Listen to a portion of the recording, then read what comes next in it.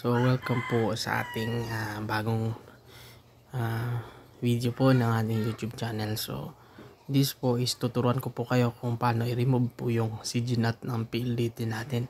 So pinaka basic po ito. So hindi na po kailangan ng mga magre-remote po ng PLDT. Yung mag-hire pa kayo ng technician galing po sa Facebook para pa-remove po yung CGNAT. So hindi na po kailangan ng i-access po yung admin ng PLDT. Yung kailangan nyo po is yung need nyo lang po para ma-remove po yung CGNAT.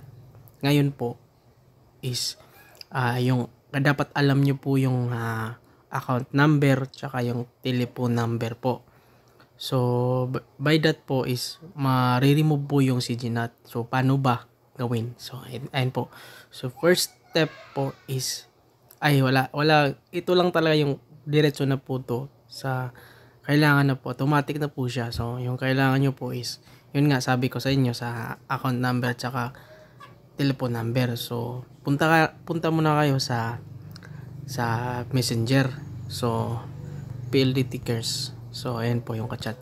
So, PLDT Cares, no. Wait lang. Ayan po yung PLDT Cares. So, kagabi ko lang po siya. So, date po ngayon is Monday po. So, kagabi ko lang po siya nag-chat po ako sa PLDT Cares, no. So, hindi niyo po na kailangan tawagan ng 171 or dial na So, Messenger lang, PLDT Cares. So, back to main menu. So, report lang po. So, report problem. So, report problem yan po. So, chat with agent. So, proceed. So, kailangan na po ng mga address, account number, tsaka email. Pagkatapos, ayun ba, proceed. So, hello. Ayun po yung chinat ko po. Hello, ang CGNAT. Sana po, account number po yung account. So, reply po yung agad yung agent, no. Magantay lang po kayo. Depende po kung busy po yung agent o hindi. So, sabi ng agent, enable ba or disable? So, disable po. So, pina-disable ko po. So, nagtanong po siya yung kung paano daw last payment method, yung ganun. May mga tanong po siya. Basahin nyo lang po. Tapos, sagutin nyo po ng maayos po. So, pagkatapos yun lang, madali lang po. Pina-remove nyo lang po siya. So, hindi nyo po kailangan tumawag sa 171. Hindi nyo po kailangan ng mag-remote po. Hindi nyo po kailangan na mag-access pa kayo ng PLDT. Ito yan po yung pinakamadaling paraan po kung paano i-remove. Yung mga old po na modem is pwede nyo pong i-mano-mano. Manual lang po. Pero ngayon po is usually yung mga bagong modem po ng PLDT ay hindi na po siya agad nare-remove ng CGNAT. Kumbaga, yun na lang po yung pong sa PLDT na po mismo yung magpaparemove ng CGNAT.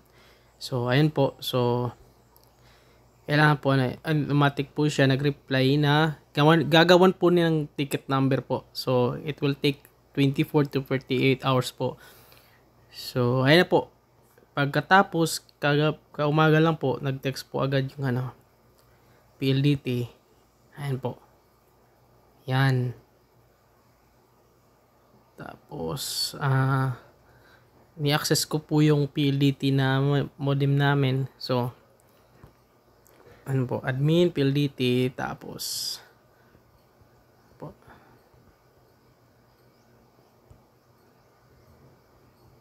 I-check po natin kung naka-CGNAT po siya. So,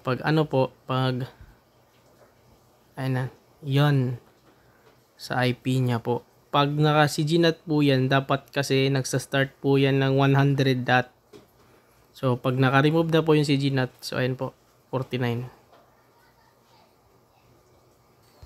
So, yun lang po yung video po natin. At ito lang po yung madaling paraan. So, salamat po.